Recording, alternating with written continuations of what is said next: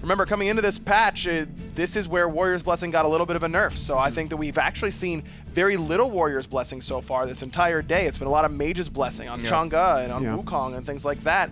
And so I think we might see more of that here in Game 2. More gods that don't really need Warrior's Blessing and can utilize stuff like Mage's Blessing. Juggernaughts with the first pick this time around. That's what they'll choose. It's the Dinos versus the Titans. That looks like a dinosaur, right? A little bit. Not going to lie there. It's green, you know, Jurassic Park theme color, a little bit. Yeah. You know, dinosaurs traditionally had feathers. Stop. They think that the Velociraptor was feathered and also smaller than most people think, the size of a chicken. This is not what I learned in elementary school, and therefore I will disagree with you wholeheartedly. I guess you're a man that sticks to your values. You got to respect that. Athena and Baron going to be banned out here. The Athena ban, first and foremost. Not a surprise to see Athena banned in general, but considering what the rest of our bans this tournament, it's kind of weird. I mean, both of these supports know each other very well. They scrim against one another all the time, and they both play an awful lot of Athena, so it doesn't surprise me that much, but you're right, there are a lot of things that you can ban away in this spot. I do think that keeping Baskin off the Robin is very important, but like we talked about, you can't let Zyrhoes have Janus either. Are you really going to give up Serqet? I mean, there's so much now that the Juggernaughts really have to worry about. The Athena ban does mean that they can't cover all of those bases. I think they're going to go for a Serqet first pick if it's not banned off the table. There's just a lot of good hunters available. Artemis is up, Chernobog, Freya if they really wanted to. Titan have to be very mindful of this, so they're going to leave all the hunters available. Take away the Naja instead. Yeah, I think Naja's impact in the game right now is just too high. Yeah, I think that going first pick Serqet here is a pretty good strategy. It does leave you vulnerable to Janus, Freya, Janus, Chernobog. Janus, Chernobog in particular is awfully scary because now you've got two globals that you have to worry about, but it does force Baskin to do something at least a little bit different than what we've seen from him in the past, so maybe we'll see a bit of a switch up for him. Variety just out of the conversation. He's on chill. He's on chill mode. Variety has left the conversation. Now he has joined the conversation. He's gonna think about what he wants to do here. Think mode engaged. Serqet first pick here. Zyrhoes, Baskin trying to figure out where their team is gonna go for. I think Cerberus would be a good idea, honestly, for JeffHindla if he wants to get that lane presence in the dual lane. This early? Yeah. They banned it away from him, I think, in the first two, was it? No, it was in the second banning phase, yeah, okay. in the last game. I mean, you can go Cerberus before the second ban phase without taking it here. You can go something like Janus, Freya, Janus, Chernobog. I think I'd be going Janus, Chernobog here if I'm on Titan. And then you can pick up Cerberus right before the second ban phase and feel pretty good about that. I agree. Titan still trying to figure things out. A lot of conversation here between our two mid laners. They might go for Ratatoskr if they're really worried about a Serqet and a Rat combined together. Something that Variety has done is play the Ratatoskr, and if they take away a global from Baskin, that could be an issue. There is Thor as well if he wants to, Thanatos in terms of global pressure, but I think that Ratatoskr is the safest of the three. Here's something very interesting is that all the players can play all the positions, right? Not at an SPL level. And the intricacies, the nuances of those positions, you know, Benji's been playing solo lane for 5-6 years now. He knows the role better than his mid laner or his jungle. I don't care who they are, right? Baskin has played solo at a point where he was better than most people in the solo lane. He's done that in the mid lane, and he's kind of flexing it in the jungle. That, I think, is very relevant when it comes to picks and bans as well. Thinking like, this is what the solo lane matchup on the other side of the table is thinking about. This is what the mid laner on the other side of the map is thinking about. Really getting into the nitty-gritty of those positions, I think, is really, really valuable. Thoth and Chernobog for Titan, Ram and Janus for Juggernaughts. Wonder if these two teams consider Ram a counter to Chernobog at this point, because there's 2 games in a row now where really early Ram selections before the second ban phase against the Chernobog. It seems a little bit out of place with how little we've seen Ram leading up until this point. Didn't get any significant buffs that I can remember in the mid-season patch, so maybe this is something they really feel like is best against it in lane. At first, I thought it was just Funball. I think everybody was afraid of Funball's Ram. He was selecting it early so it wouldn't get banned away like it was earlier in the tournament. But I think you might be onto something. Chernobog's 40% damage reduction. 40% damage reduction. Ram can go into the sky and kind of wait out most of that buff, if not all of it. There is some counterplay there, perhaps. Chernobog ults to you, you go up, wait for teammates to show up. Well, there's two things. There's the laning phase where I think the Astral Arrows can keep up with the Chernobog laning clear, and then you also got still the late game with the pick-me-up being able to just pop that, to have that attack speed steroid to match Chernobog. And on top of that, anytime the aggression is coming out from Scream, that the Astral Barrage is going to really make that impact to seal the fate if any sort of Janus portals won't do that. Plenty of long-range damage that the Juggernaughts have here, and you can kind of count Last Breath as long-range damage in a way, where once you apply it, you can easily escape from that situation and continue letting your damage do the dirty work for you, and so you can let the Ram or the Janus go in and clean up what you start while still staying at a safe distance. So I think these 3 picks do work fairly well together. I wonder what they're going to go for in the support role, though, because PBM did really, really well at the beginning of that last game. He got off to a huge lead on the Ama. He went for a very aggressive Void Shield into Runic Shield build to really try and put some damage out, and he did so successfully, but once they started falling behind, it became a liability where he wasn't tanking enough to frontline properly. Totally, you're the man with the cards. Ratatoskr here selected to take it away from Juggernaughts. Doesn't want to have both Rat and Serqet there. Juggernaughts also going to ban out the Cerberus. Thinking about that man, JeffHindla. My question is, there's no Freya ban. Do you get funny? Do you put Rat solo, put Freya in the jungle? Do you get funny? Is she good enough to do weird things? I mean, you could if you want to, but I don't think it's necessary. You already have this one-game lead. Why would you try to go way too far out of your comfort level or your zone, right? I mean, Freya traditionally, very different character now. She has flexed between the hunter and the jungle. And speaking to some players, not really sure what her role is just yet. She's brand new. Well, with the Thoth, I see the logic there because you could whoop into the evade and punish and really start getting that burst damage rolling and escape very well with that Valkyrie's Discretion. But I think just for safety purposes, transitioning a Freya that has all the solo farm in the dual lane a little bit more impactful as it comes to the mid game, where the jungler is sharing a lot of lanes, some jungle camps, more often than not. Croc, the pick for Juggernaughts, and it's because Variety is a Croc main.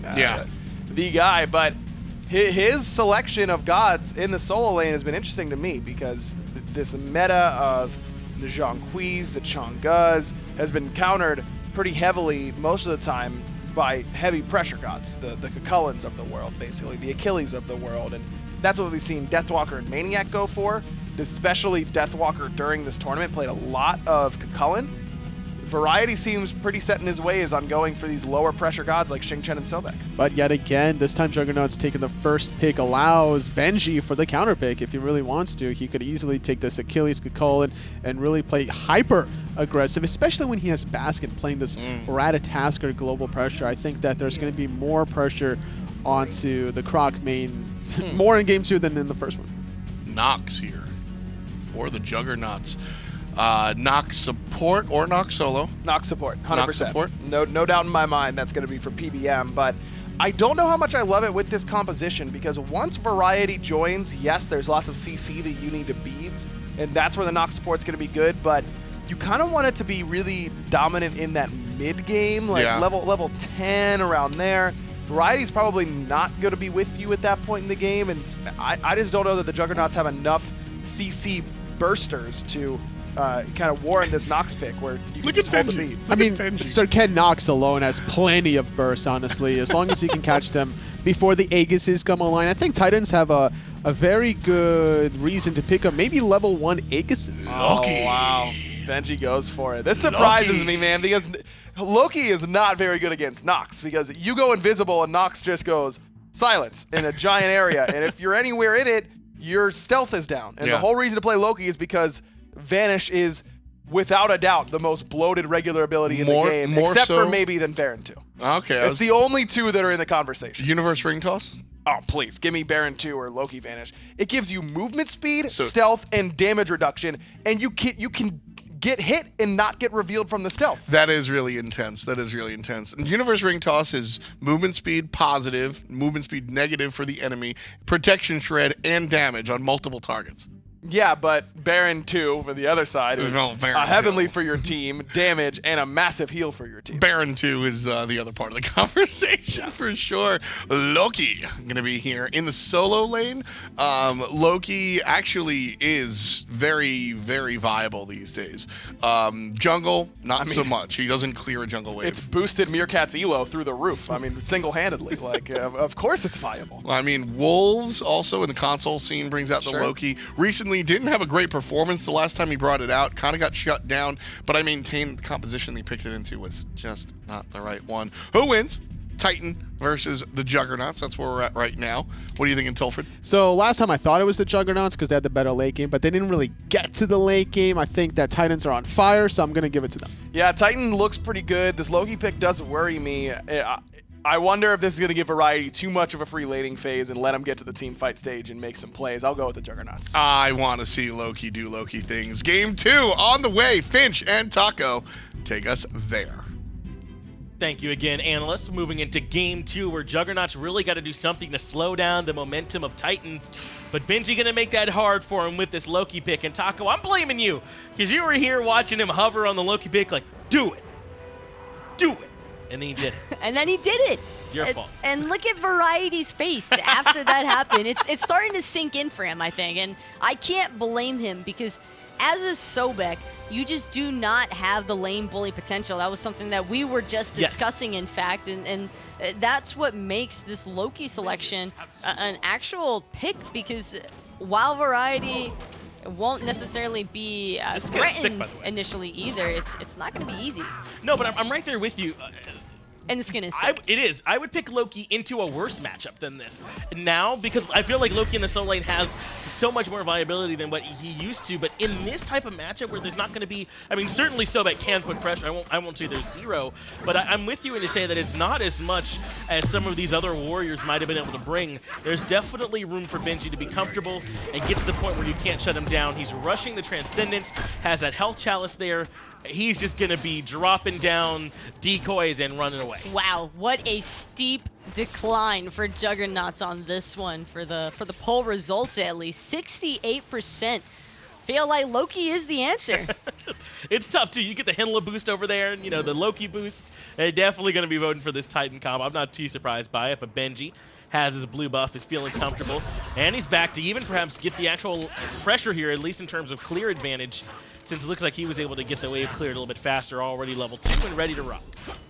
Just going for the raw Transcendence build. This is a pretty common selection for a lot of Loki players, especially nowadays. It gives basically every single stat that a Loki could possibly want. You get mana, you get cooldown reduction, you get power, and just in case you were needing anything else, I mean, there is a little bit of the usage that you have with just being able to combine this alongside of other mana-related items and just continue building into power. It does give you quite a big mana pool if you feel like you need to go that route. So Benji will have some options, though he is going to take quite a bit of poke there from Variety as he kind of pushes him back. We've been talking a lot about Benji here on this Loki. This game, we're going to have to see Baskin make an adjustment here, because Juggernauts, as we were sort of alluding to, didn't let him play the Robin, and they didn't let him play the Serqet. They picked the Serqet first overall for Scream and banned Robin away. So Baskin goes to this Rat, which can be very strong early, but can he make it work? And there might be trouble for Benji here as well. Could be a lot of trouble for Benji here. In fact, he even knows it. Doesn't have a chance to go into that invis. Won't be able to buy him out of this tight situation. Might not have even had that Vanish leveled up yet. He might not have if he wanted to put multiple points into the decoy. He did drop it on his way out, it looked like. And yeah, he's put 2 into decoy at this point, so he did not have Vanish even available. And I think they recognized it, just went ahead and grabbed him. Scream with a great rotation, grabbed First Blood. But this is kind of par for the course for Lokis. You don't mind having a couple deaths. That depends, though. You don't mind having 1 death, but having 2 or more could start to become problematic. Variety's going to have that pluck cooldown available pretty soon here, and there's just nowhere left for Benji to run. Another kill onto the solo lane Loki, and Juggernauts doing everything in their power to remind Benji why we don't get to see this god to begin with. I don't see it much because he can get pressured exactly like what we're seeing happen here. Luckily, Baskin did come over and at least try and contest that blue buff, but there might be trouble for Funballer. No, he's going to hop inside the wall and dash away. Pretty cool when he can jump inside the wall. Just a little bit too quick on that escape there. And now PBM and Arkkyl. I like what they did though. They out-cleared level 1, and we didn't even get a chance to really touch on it because of all the action happening over there in solo. But then they chose to not invade. They didn't even want to try and take the small creeps off of the Titan's purple buff because they still felt threatened enough by this level 1 Sylvanus Chernobog combination that they were just better off focusing on their own buffs, making sure that they don't lose pressure, because that'll be the best way to shut down a Loki effectively. If you're shifting all the attention evenly, and all that Baskin going straight in onto Hurriwind. But an immediate through space and time is channeled that way. He does not get knocked up. Baskin trying to body block Scream for the portal is successful for a moment, but he makes it right on out of there safely. Variety now has the ultimate available. Got to level 5 a little bit faster. Vanish, though. You're talking about just how strong this ability is. I believe he also can get away from the slows from Variety as well. So just a ton of tools available to this Loki. Not really. Last game, it was all about Baskin and Benji working together to make some magic happen in their solo. And this time around, Variety, he's tired. He's fed up. He's got Scream coming to his lane on repeat, and I can't blame him after how things went last game. Yeah, you ain't coming in here with the Loki solo and getting a free lane. As it feels as if that's what Variety's saying. I mean, we saw him during the picks and bans, had the headset up a little bit, the mic turned up as well, trying to make sure that he was focused and ready for this game, and certainly not pleased with the way that game 1 went. He knows he's capable of much stronger performance than what happened there with the Zhong Kui, and already showing us better. Level 6 right there with the Zyrhoes and looking comfortable. Really smart lane freeze by Variety also.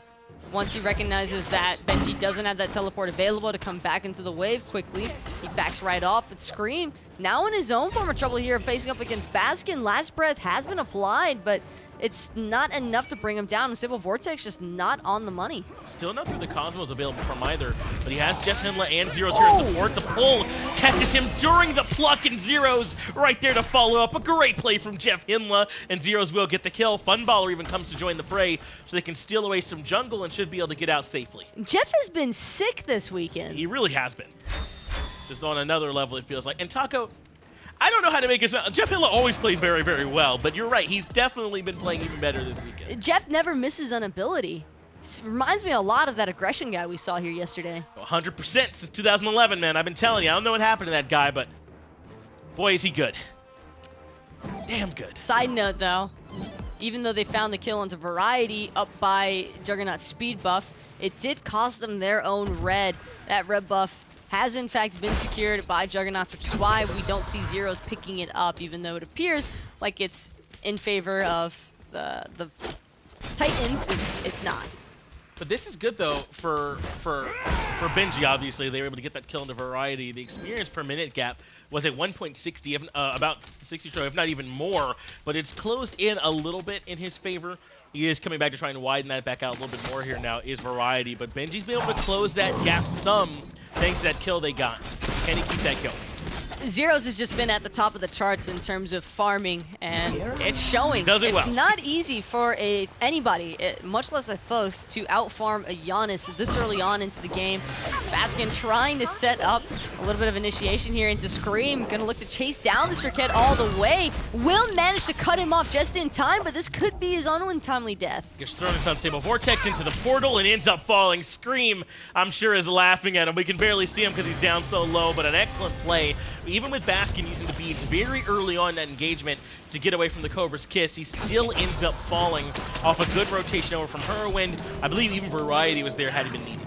If it was just a raw 1v1, I think that everything's good to go for the most part. But because of the fact that he just had a little bit of assistance, Scream, there's no way to really, or I shouldn't say Scream, but Baskin, there was no one else around him to try and help follow up. Baskin was doing that one alone, and he knew from the second he committed his purification beads that he was going to go all in. Yeah, he was very, very confident because he goes into his own ultimate almost as soon as he realized that he's gotten all his damage off from his kit. But the Unstable Vortex comes out while he's in the air. He immediately drops back in. The last breath controls him, throws him back towards the portal. I think there are just too many tools still available for Scream or Baskin to get that done, especially with Hurriwind there. I am surprised that Scream waited so long for the ambush. I think he viewed it as a situation where if he jumped too soon, then it would be even easier for Baskin to knock him up with that through the Cosmos and just pinpoint his exact location. but gambling whether or not he would survive in that instant. I mean, he's cutting it really close there. Just barely makes it out in the end. But speaking of Scream, he's got the Relic Dagger, looks like, going his way. I guess we can blink as often as possible. Benji gonna try and get this wave cleared as soon as possible. But with Scream making the rotation over, he is able to assassinate away and should survive. Meanwhile, a little bit of trouble for Funballer as well. He has to go up and come right back down. But Arkkyl looks like he didn't really want the fight. He's on the retreat path with Zyrhoes and JeffHindla here. It's because they just spotted that one out, but it might be a little bit too late. No, PolarBearMike, nice dash, gonna make sure to save him for now as Jeff comes to back up Funballer. I don't know why. I haven't thought about it at all. He's playing Nox. It hasn't really mattered much yet, I feel like, maybe. I think you're just not used to seeing PBM on gods like Nox. What's going on? Look at Variety. Being a bully, as he should be. Trying to be a bully, but he's going to have to take a couple of tower shots, which in the grand scheme of things might not have been that worth it, but he does have that Sickening Strike to help heal him on top of health pots once he gets back to base, thanks to the health chalice. This still isn't too bad, though, if you're Loki, right? He's only down at about a level consistently or so, which is to be expected. Loki doesn't have much laning presence. This is what he wants to do, is just barely get that farm and get back out. Variety, yes, has made life hard, but I don't think he's made it hard enough, Taco. But this is the problem now for Variety, is that with Benji being level 9, he could potentially have all 5 points into that decoy. And if that's the case, he's fully clearing every wave, no problem, pretty much. Yep. And that does seem to be the circumstance he's chosen to go with, and as opposed to putting another point into that Assassinate, or even just any of the other abilities. He just wanted that decoy. He wants to get that clear, and I think he was right to do so with the pressure Variety was trying to put him under. Baskin's here, but Variety's pluck is a little bit off the mark. They're going to trade ultimates out, especially with the rotation coming from PolarBearMike and Hurriwind. They had a ward there, so he certainly recognized he was in trouble. Funballer now all alone. Arkkyl puts on the scope, puts him down, ends up falling over there in duo, so another kill for Juggernaughts. He tried, and that's just a situation where Scream, as long as he's quick on the trigger finger, he's going to be able to catch out that dash.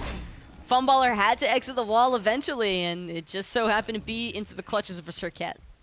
It's not really many opportunities available there for Funballer, so he does end up falling. Didn't have beads for that engagement either, it looks like, as they'll be back up in another 20 seconds. So really his options were very limited. Did what he could to try and survive in the end, and at least the tower's still standing. They didn't get much else off the backup. I do feel like Baskin has spent a little bit too much time hovering solo lane here, Finch, because game 1, it makes perfect sense. You've got an aggressive solo laner like the Hercules who's able to just constantly spam poke into Variety, and it's just reasonable to camp that lane to give your solo laner a lead. But on the Loki here, Benji's not going to really be able to accomplish much outside of proxying a few waves now and then and just maybe posing a distraction threat towards Juggernaughts with some split push potential if that's the direction he wants to take this Loki in.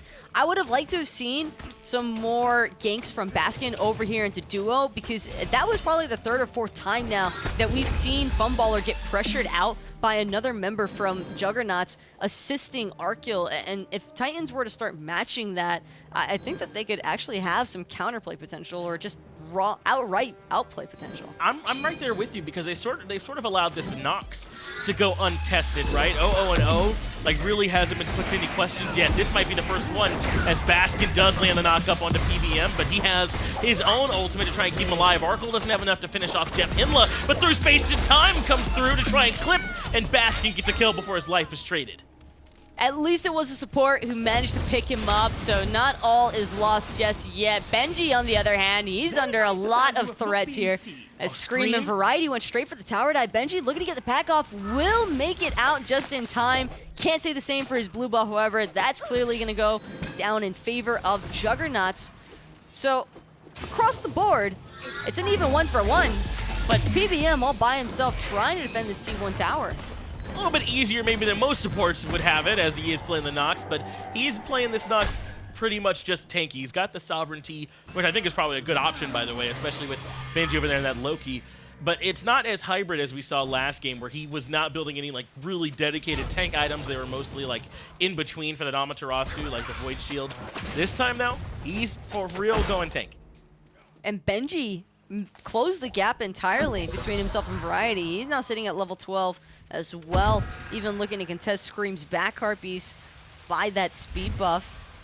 He's got to still be careful, however, without his ultimate online and ready to go. He doesn't have that get-out-of-jail-free card that we all know and love about Loki's. Remember, he's got that Transcendence. There is a little bit extra cooldown in there. He might be trying to get it back up sooner rather than later, and there it is, right back available to him. I mean, it just...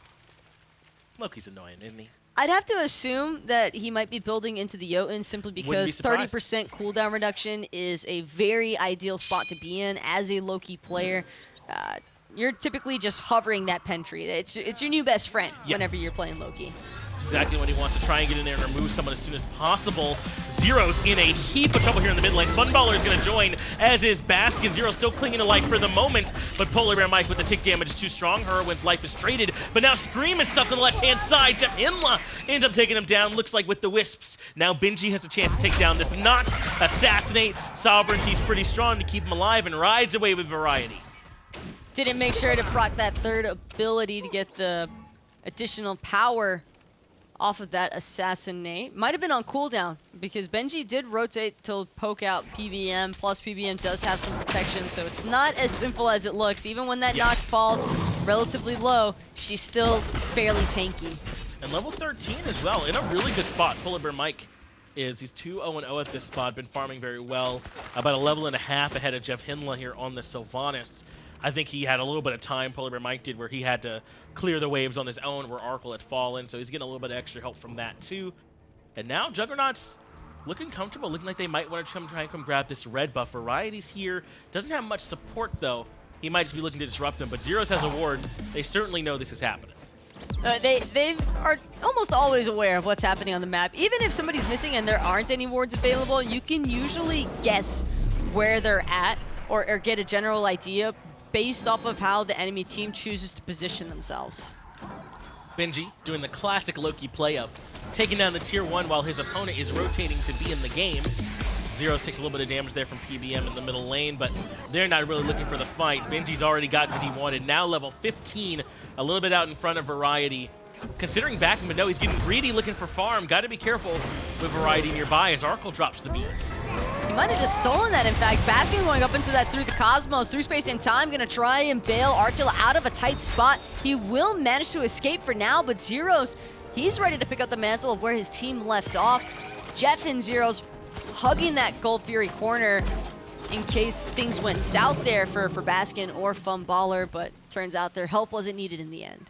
I gotta feel like, though, Taco, Titans are okay to tread water here, right? I mean, they're the ones that want the late-game Loki to come over and delete people for free, essentially, so it's kind of on Juggernauts to force the issue like they're doing right now as Zyrhoes has to use beads to get away. Scream continues to chase him down, but Evade and Punish lets him just barely make it out. That was a great silence there from PBM. That's the main reason why we didn't see Zyrhoes look for additional follow-up there onto Scream. And Juggernauts, they're now free to pull this. That was the main contention point, was the Thoth final judgment. Right. Without it, Titans are just going to have to try and survive until Zyrhoes is back, but the same can't be said for Funballer. He's looking to already head home. He's not going to make it, though. Scream is going to cut him off at the pass. Gold Fury now being looked at while Scream falls to Baskin in the backside. It is a 4v4, as it looks like Variety and Benji might be trading out elsewhere on the map, so really a 3v3 around the Gold Fury. Arkkyl forced out, but Sprint comes. Titan wants to continue up the chase. They do drop the Ratatoskr. PBM takes some poke. Hurriwind uses through space and time, but doesn't get much value. I love this player discipline by Zyrhoes. Baskin has that through the Cosmos one more time, looking for Arkkyl. Jumps just a little bit too soon here. Finds the blink over the silence, and now, Arkkyl with the turnaround. Hurriwind finding the last hit auto, and Baskin just gets completely 180. And PBM is somehow still alive on the backside of the fight. His silence was perfect to sort of force Baskin back to not blink in right at the exact moment he wanted to. It made him hesitate by about a second. Now Variety's going to continue to push forward. He's a tanky level 15 Sobek, but what great play around this Gold Fury. But remember, no one was able to grab it. It was Juggernaughts initially who wanted to start it up. Titans at least make him stop. That looked like it was going to be a complete outplay by Baskin for a second there. And then the next thing you know, it's just PolarBearMike saving Arkkyl. Not just once, not just twice, but 3 separate occasions throughout that chase where Arkkyl is just peeled for by this knock so beautifully. Benji here in the duo lane. in a whole lot of trouble. Cobra's Kiss can't find him while he's stealth, but Variety knows exactly where he is with the charge spray. Benji has to use Assassinate defensively. Funballer now stuck in between everyone, goes into the wall to avoid the damage, but comes out right into the two-man portal, so Scream can come in for the dunk and take him down. Now switch space of time brings the whole team to the backside. Zyrhoes deleted for a double kill for Scream. Juggernaughts now ready for the goal. Variety's not done just yet either. He recognizes that speed buff is available. He's going to contest Baskin the whole way through on this one. Even with Benji's assistance, it might not be a guarantee. Variety could end up falling here, though. Bit off a little bit more than he could chew. Even without that Ratatoskr, it's not even needed, because Variety's going to end up falling to Baskin off the respawn.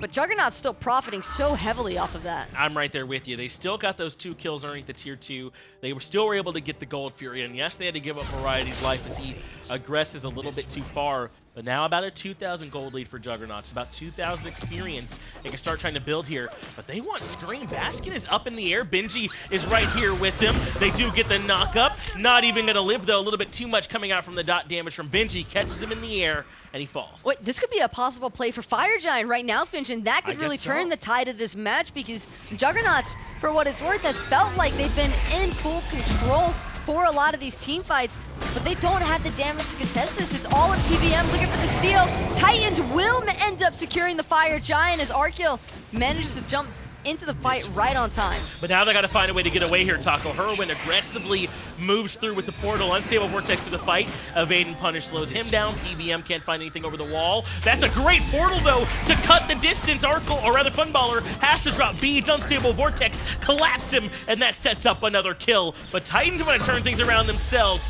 Not enough damage from the Acorns. Arkkyl just barely makes it out. Arkkyl still on the run. He's got the rest of his team to help back him up, and Funballer just a little bit too separated from the rest of the team there. It was just really well played by PBM, though, in the first place to even catch out that dash. That was great play from him, and it was really Hurriwind and him recognizing it. They dropped the max distance portal, it felt like, along that wall to get him through to the backside to sort of lock down Arkkyl. That was the most important pick that Juggernaughts could have possibly found also, because without Funballer having a Fire Giant, Titans are going to have to be a lot more wary during these tower sieges. There's still a T1 in duo, and all 3 T2 towers are left standing. With the Pyromancer going to be falling here pretty shortly for the Juggernauts, that just means that Titans are going to have to bank everything onto this tower siege, and they're probably not going to be able to push for a Phoenix because of Funballer dying. But this game is still so even. I mean, it's what, 2,000 gold that separates them, 4 kills, and about the same amount in experience. Even though Benji's level 19 now and he's feeling comfortable, I still feel like this has got to be good for Titans as Last Breath comes out, forces the beads used defensively. Benji, though, assassinate forward and does trade his life out. Maybe not even trade, he's still comfortably alive. Variety has to go into lurking in the waters, gets zoned out by Funballer. They have the stun as soon as he comes out. They have a chance to take down the Croc as well. It's going to be Benji.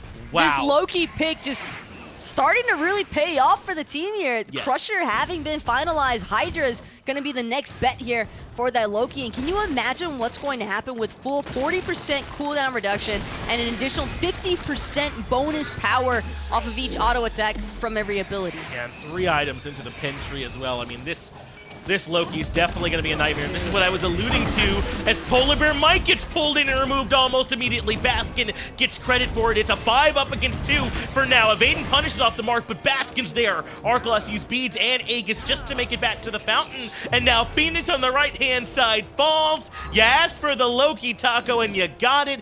3-2-2 for Benji, having an impact. Finch, I know I said that Titans probably wouldn't be able to push for a Phoenix. Hurriwind regretting even coming through that through space in time.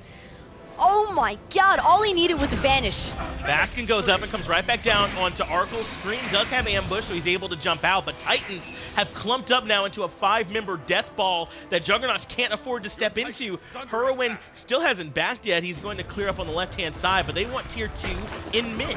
I don't know about you, Finch, but I was not expecting the Juggernauts defenses to crumble so quickly. Right. One pick onto Variety has just been spelling disaster after disaster for Juggernauts.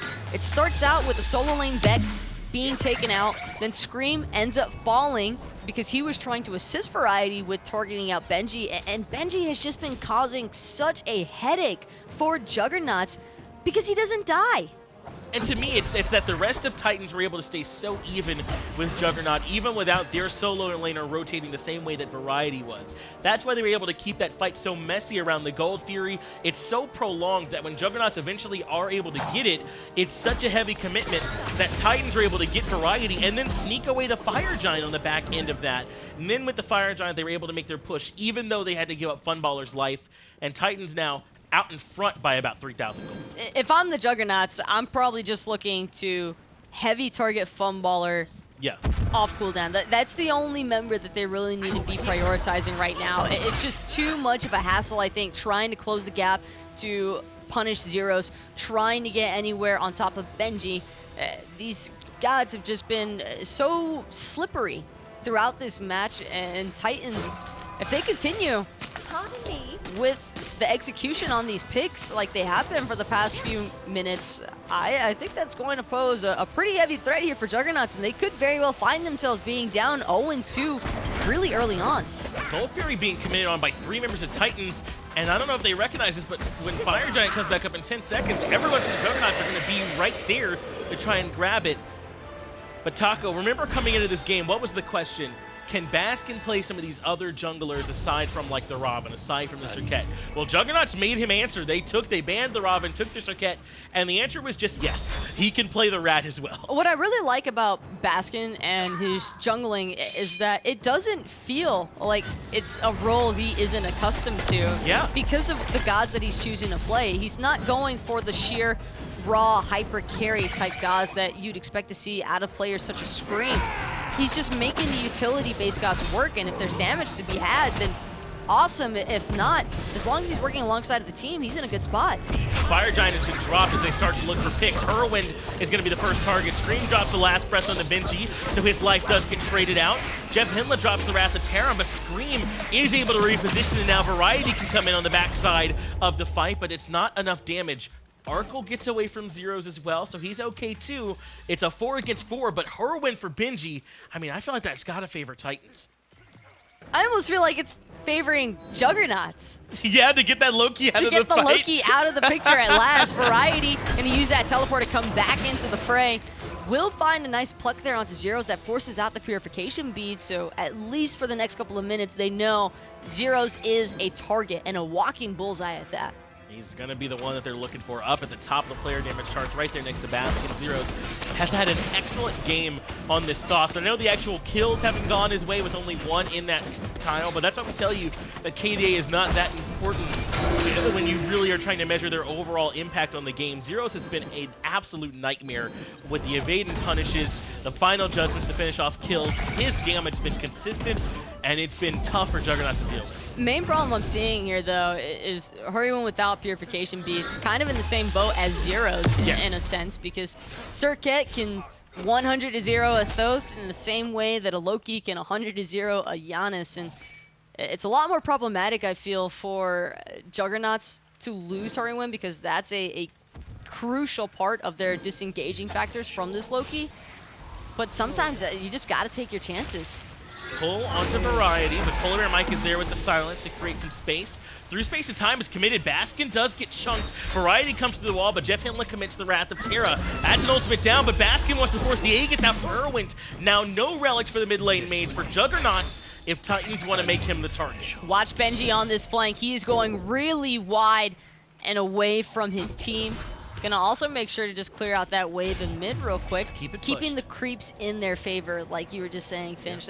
Keeping that wave push just means that Titans have a lot more pressure on this Fire Giant. And this is good. Now they can start looking to Fire Giant, whereas he can be sort of a second threat they have to worry about. Variety is over in the middle lane to try and defend against Benji, and Scream's just now rejoining. Fire Giant at about half HP. JeffHindla cannot find the pull, but this is it. Benji coming in the back, and Arkyl's the target, not Hurriwind. He forces out the beads and the Aegis, but JeffHindla gets hit by the last breath. He's far forward and might end up falling as Arkkyl has the shots as well. JeffHindla's still alive, however, and Benji does manage to find Hurriwind on the backside. Jeff probably soon to fall soon here. Scream gets the credit and chops down the tree at last. But at what cost? Everyone from Juggernauts just being forced back, and all 4 members from Titans still plenty healthy enough to secure this Fire Giant. Yeah, Jeff for Hurriwind is definitely at favor of Titans at this time, as PolarBearMike just barely makes it out. Looks like he had to use the shell to make sure he lived. That's a nice win that Zyrhoes able to grab, and they will come back towards this FG one more time. Looks like Variety is on his way to try and contest, but I don't even know if he's going to make it in time. Titans grab the Fire Giant on the 4 most important members, and they fall back after a successful fight. This Loki burst damage is just unreal, and Arkkyl, that was both of his relics, by the way. Benji's going to be pushing any minute now, and whether Arkkyl has those relics available by the time Titans find themselves on Juggernaughts' Phoenix doorsteps, that's going to be something that Arkkyl just has to figure out in terms of positioning, but he'll probably be hanging real far back there. Yeah, he's going to have to be way back at the back of the fight. He does have his ultimate, so he can go up and still contribute even if he is positioned a little bit safer than where he normally would be, so he's got some options there. He's done a good job following up when PolarBearMike locks down a target, when Variety plucks them in, so he might be able to contribute in that way, but I'm sure Benji is going to be looking for him. But as good as Benji is, you still got to find some answer to Zyrhoes. 20,000 player damage now? Does that mean he did, what 5 to 7,000 in just the last fight? They got to slow this guy down. It's the poke. Your mind isn't even on Zyrhoes. I don't know about you, but my mind really has not been on Zyrhoes this game. I've been too distracted by Benji. Benji has to use the Assassinate defensively. Variety, Blink Pluck off the mark, so he doesn't get pulled back in either. 2-tier tower in left falls. All 3 Phoenixes are standing, but they are all also exposed. No more towers remaining for Juggernaughts. That was a confidence play from Variety. He goes for that pluck because if he lands it, tough stuff for Benji. He's probably dead. Benji doesn't have beads either for another 20 seconds, so that would have been a great time to isolate him. But Titans are going to force the fight even without those beads. JeffHindla takes a good fair bit of poke as Benji tries to keep some attention over here in mid lane. One benefit, though, of forcing Benji's ultimate there and why Juggernaughts were so willing to back off after the fact is because it just means Arkkyl will be safe. Without having that threat of the Loki assassinate and the aim strike damage to just tear him apart, Arkkyl can play a little bit closer to this Phoenix, a little bit closer to his team. Baskin forced to use this ultimate to get away from the control from PBM. Arkkyl goes up into the air so that he can't end up being the target. He does get the knockup on the Funballer, but immediately disengages. Variety takes a heavy poke from Zyrhoes, who just did another 5K or so just now, by the way. Arkkyl now in some trouble as Benji chases him out, and the dot damage more than enough. The dot damage more than enough, but the same could be said for Benji because Scream ends up taking him out. PBM Variety licking their wounds in the fountain. But the left Firebird has already fallen here for Juggernaughts, and now Titans on the offense for the mid lane. Baskin blinks past the Unstable Vortex, 3-man knockup from JeffHindla to control the fight. Final Judgment comes through as well. Scream ends up falling to JeffHindla, 4 members strong, up against 3. They're gonna push into this mid Phoenix. They still got Funballer and all the structure damage they could need. Zyrhoes charges forward again, can't find the stun, but they want this tight. It's a 3v4. Here for the Juggernaughts. Arkkyl gonna be spawning in about 20 seconds, and it looks like Titans aren't willing to take any chances. They're going for all 3 Phoenixes. They want as many fire creeps as possible. Baskin gonna get poked out to under half health, loses his purification beads, or he's already lost them, excuse me. It was the Mad Guy's cloak that bought him some time. Benji has teleport when he comes back up as well. Keep that in mind as Variety gets removed. Funballer works together with Zyrhoes to take him out of the game, at least for now. PolarBearMike does land some nice control on his Zyrhoes. The portal comes in as well, but it's still not enough. But they force out his Aegis. That's a nice cooldown they get. But look at Benji. He's sneaking around with the Vanish on the backside, keeping the minions pushed up. Assassinate, aim strike, Hurriwind's out of there. Benji deletes yet another one and wants to keep going. Benji, though, kind of forgot about the fact that he doesn't have any beads. PBM with a quick little silence to shut that Loki up. Right Phoenix does end up falling, though. Benji did clear the avenue for Titans to take out the last standing bird. That's Loki in a nutshell, though, isn't it? Comes in, deletes away, just removes Hurriwind instantly, and then also dies instantly. Didn't have the purification beads, had no real recourse. And he ends up falling, traded his life away, but he got his kill. He got his kill. He got his kill, and that's all he's really there for. At least to trade his life out, and he does so. If he can get more than that, that's really a plus from Benji. A Scream wanted to come in and try and steal away the Pyromancer. Not going to make that happen. Titans defend it and get away with their lives, but all 3 Phoenixes now are down, Taco. The door is wide open for Titans. they don't even need to win the fight by that large of a margin anymore because of all these Phoenixes that they've taken. They could push up with these fire minions, grab the FG, and try and take game 2 as well. I think 2 picks is what I'm gonna call this one at. If Juggernaughts lose 2 members simultaneously, with the amount of time that they're gonna have to wait with those death respawns, it's probably gonna be the end of this one. So Juggernaughts, if they want any hopes of reviving this game in their favor, they're gonna have to take every single fight outside of their Phoenix room. Looks like that's gonna be the call. Scream dives on the Funballer on the back end. He's very low. Scream ambushes in again, and they do remove Funballer early on. Zyrhoes' final judgment looks like it does clip Scream, but Zyrhoes falls as well. Arkkyl has the Aegis, but Benji gets him anyway. But can he reposition and find his way out? Not with PolarBearMike there with the hands, and Variety gets the double. That means it's 3 for 1 in Juggernaut's favor. But the creeps, look at all those fire minions that are heading into the base. Scream, first one back to defend alongside a Variety. Their Titans still taking a decent amount of poke, however. And Titans honestly catching a bit of a break on that one, because with the way that Juggernaughts won that fight, Juggernaughts possibly could have pushed down 1 or 2 of those T2 structures and bought themselves a little bit more time with the creeps. It's just that they don't have the time to do everything at once. It's a risky call from Juggernaughts to come defend on the Fire Giant with no Phoenixes up, with Fire Minions pushing in. But it works out for them here because they do slow Titans down. Titans are not able to get the Fire Giant. They're able to buy themselves a little bit more time to get those Phoenixes back up. But only just barely did it work out for them, because as you said, those minions were starting to pour in and do some damage to the Titan room. But now Titans, the team, can reset, come back in, and try and go for the Fire Giant one more time. At this stage of the match finish, I kind of just want to see Baskin sell that Magai's cloak for a Spirit Robe. I think that he would get a lot more bang for his buck out of the Spirit Robe, because the crowd control reduction would be insanely more beneficial. Zyrhoes realizing there's a party coming his way since he got clipped by that through space and time, and all eyes are on the Titans as they're trying to disengage from this one. Well, the final judgment just as good from Zyrhoes. Scream and Arkkyl all get clipped. Going in aggressively is Funballer. He wants Hurriwind. PolarBearMike wants the control, but Beads breaks him free. Now PolarBearMike could be in a little bit of trouble. Left-hand side, Assassinate catches him.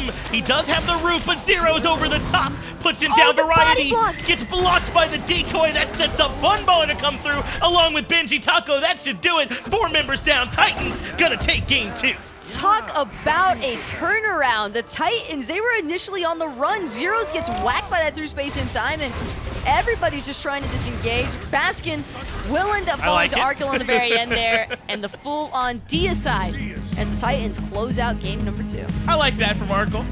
Game certainly over at that point. There's but nothing he's he can do. Getting my kill on the way out, but I agree, there's really nothing more in Arkyl's power. But what a great fight. That starts with Hurriwind hitting the through spacing time on the Zyrhoes, and they feel really confident off that damage. They all push through the through space and time, but Zero finds his own final judgment, hits like 3 members, spreads the fight out, and it goes their way from there. But the way that Titans also handled that last little bit of the engagement, it was just one by one by one. Right. These members were just getting split apart from each other, and the big thing that I noticed, it felt like Juggernaughts weren't okay with leaving anyone behind. It's like they could recognize a teammate was in danger and about to go down, and instead of playing it more selfishly and backing off and maybe salvaging a little bit of the objective gameplay, they chose to continue trying to aggress, not so much to find kills, but just to get general appeal for their teammates to maybe bail them out. I feel like that's what really went wrong for the Juggernauts here, because I can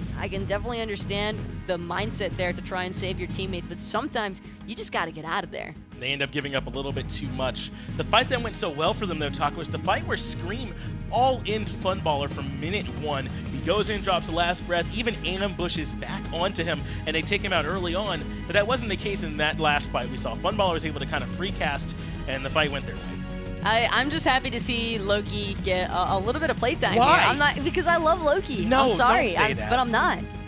I'm really Mr. not Chat kind sorry. of loves you, though. You can say whatever you want to feel like. You can say you love Loki, and they'll be okay with that. Who is your MVP from that game? Please don't vote for Benji, despite how well he played. Don't encourage more Loki. Stop. Do it. Stop. That's Do exactly it, what you Benji. said. And then Loki happened. She said it just like that. And then I had to watch a Loki game for 35 minutes. And it was awesome. It was awesome. Can You're you right. be disappointed in that performance? You really can't. No, I mean, That's they the did fun of Loki. It's incredibly frustrating to play against, but Yeah. it's hilarious to watch. And they did a good job trying to pressure him early on in the game. It just wasn't enough from Variety on that Sobek. Eventually, Benji was able to be relevant and get some very nice kills there in the late game. But we'll get it back over to our analysts. Let them break it down for you in more detail. Loki. My mic was on my head. Ryan got me at the last second. The production's counting it down like, all right, 3, 2, 1. Tom's sitting here like, Well, ready to go. Hey, well, guys. if you remember, one of my favorite things about the first Smite World Championship was, so World is something we do every year, and it's a very big deal. But the first Worlds was so big, Sure. and we had done launch, and so there were some things behind. But Worlds one was so big. And we have this giant cinematic. The first time we saw the Bologna cinematic, like everything's huge. And the very first words you hear from the commentators are, "Hello and welcome. Hi, I'm Bart. My mic's on my head. Welcome to the first Smite World Championship." And it killed me. He just rolled with it, and I was like, "That Bart knows what he's doing." But just like the whole like, "We're finally here," and the first thing you hear is, "Whoops, my mic's on top." I was like, "That's It's because I wasn't here to tell him that his mic was on his head. real high-res hours." You know, just already. rocking it out there. Got to show appreciation to the Titans who take down said Titan in game number 2, in no small part to Loki. I mean, honestly, this is the solo versus solo matchup. There's a lot of mind games between the two. Yet again, a last pick for Benji. It's the Yep. Loki this time against the Croc main. Probably MVP as well. Wouldn't surprise me. And I think that a little bit of it came down to the build. I think Variety going for the Guardian's Blessing to start was a little off. But even when you shut down a Loki at 0-2, he still does Loki things in the late game once he has his Pentry online. Yeah, look, what do you do against Loki? This was my favorite play where he gets alley-ooped by Variety to go and kill Scream there. Oh, and the end of that play, he farms the wave, backs off, and then gets the kill on Variety after the fact. Yeah, look, Loki just does so much in these little Loki. engagements. Catching the roll there for Arkkyl. He's getting relics out. I mean, the dot damage is relevant from Vanish. And even where he's weakest, in those 5-on-5s, if he can't get into the back line, he could still split push better than any other character in the game. And look at the decoy that he did at the very end of the game, catching the pluck out of Variety. That's like next level mechanics. They're really showing off his stuff. Yeah, Benji right there. And it's funny because when I think Benji, I don't think Loki. There are a lot of solo laners that Loki is very different from the traditional solo lane mentality, but a lot of those solo laners have Loki up their sleeve. I don't think Loki when I see Benji. I think healers, I think Arkkyl, and I think 1v5 me bro characters. Loki is not that god, but Benji is that guy. I think whenever I think of Benji and what he plays, I truly have gotten to the point where I think it doesn't matter what he's playing, he's going to probably win the lane. Yeah. It's to that point for me. And you said it, Totally. It's been solo v solo, and it's an all-star event. Variety is obviously deserving of being here, but Benji just seems to be a cut above. I mean, Season 2 specifically, I'm looking back at the Worlds matchup. I forgot exactly who he was playing against, but he had a losing matchup of Guan Yu versus Hades. This is before Guan Yu got a lot of those buffs, honestly, Right. and he won that matchup. And the fact that he can take a losing matchup and turn it on its head just really shows the power of this man in front of you. Watching Benji win the Smite World Championship, hey, I'll tell you, my vote, I voted for him for MVP. He was that good in the finals. He is. It's funny. People say like best solos in the world, and his name comes up, but it's never really anybody going like,